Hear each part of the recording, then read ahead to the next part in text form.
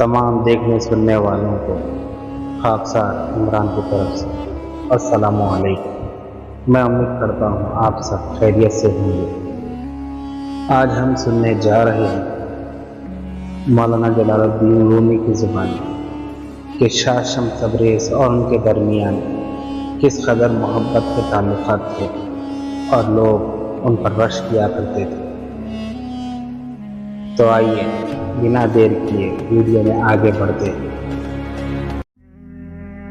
مولانا رومی فرماتے ہیں، میری حیرت کا کوئی ٹھکانہ نہیں رہتا جب لوگ آ کر مجھ سے یہ پوچھتے ہیں کہ شاہ شمس تبریز میں ایسا کیا ہے کہ آپ ان کے دیوانے بنے پھرتے تھے۔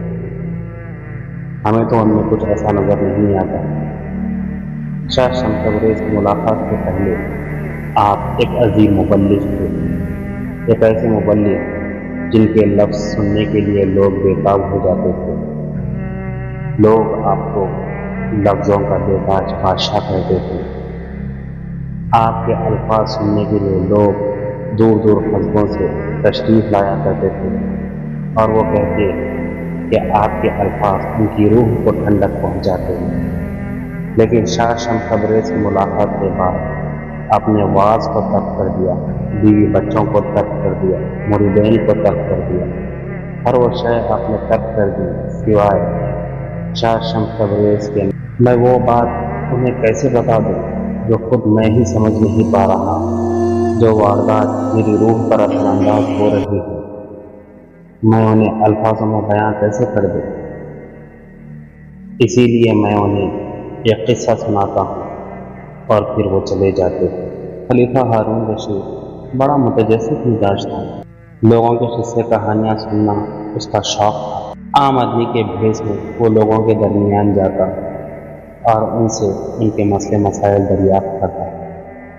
جب بھی کسی کی قصہ یا کہانی اسے پسند آ جاتی تب وہ انہیں اپنے محل میں طلب کرتا اور ان کے قصے سنتا، پھر ان مسئلوں کے حل بھی انہیں بتاتا۔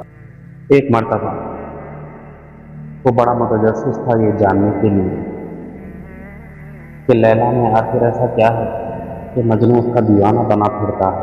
اس نے اپنے دربانوں سے کہا، جاؤ لیلا کو کہاں سے بھی ڈھونڈ کر لے کر آؤ۔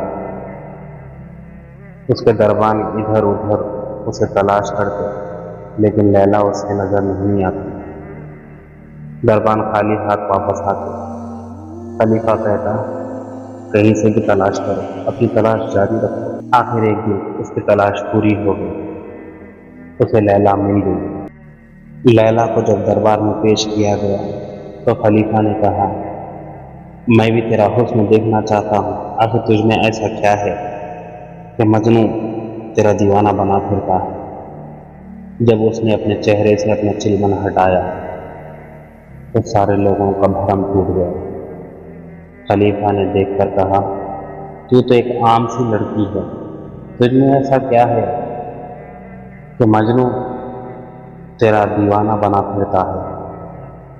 لیلا نے مسکرا کر جواب دیا، بے شک تو صحیح کہتا ہے، میں ایک عام سی ہی لڑکی ہوں، لیکن تو مجنوں نہیں جو میرے حسن کو دیکھ سکے۔ خلیفہ نے کہا، یہ کیا بات تھی، مجھے ذرا تفصیل سے سمجھاؤ۔ لیلا نے کہا، تجھ پر میرا حسن اسی صورت میں کھل سکتا ہے جب تو مجھے مجنوں کی آنکھ سے دیکھے گا۔ میں بھی لوگوں سے یہی کہتا ہوں کہ شمس کے حسن کو جاننے کے لیے تمہیں رومی بننا ہوگا۔ رومی بنے بغیر تم شمس کو جان ہی نہیں سکتے۔ سچ ہے، مولوی ہرگز نہ شد مولائے روم، تا غلام شمس تبریز نہ شد۔ کوئی مولوی مولائے روم نہیں بن سکتا جب تک کہ وہ کسی شمس تبریز کا غلام نہ ہو جائے۔